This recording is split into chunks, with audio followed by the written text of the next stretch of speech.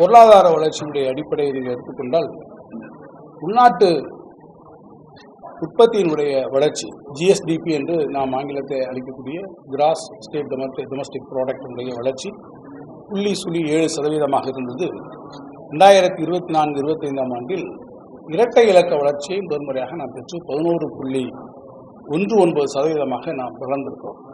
தொடக்கத்தில் 0.7 என்கின்ற விதத்தில் இருந்தது. இப்போது 11.19 என்கின்ற இலக்கத்தை நாம் பெற்றிருக்கிறோம் என்பதை நீங்கள் கவனத்தில் கொள்ள வேண்டும். இந்த வளர்ச்சி என்பது கடந்த 10 ஆண்டுகளிலே தமிழ்நாடு பெற்றிருக்கக்கூடிய உச்சபட்சமான வளர்ச்சி என்பதையும் நான் உங்களுக்கு நினைவூட்ட விரும்புகிறேன்.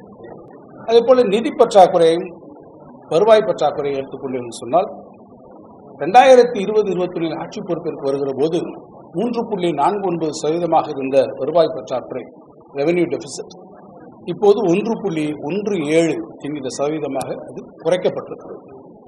அதே போல நிதி பற்றாக்குறை பிஸ்கல் டெபிசிட் ஆட்சி பொறுப்பேற்ற 2021 4.91% இருந்த அந்த நிதி பற்றாக்குறை இப்போது 3% குறைக்கப்பட்டிருக்கிறது.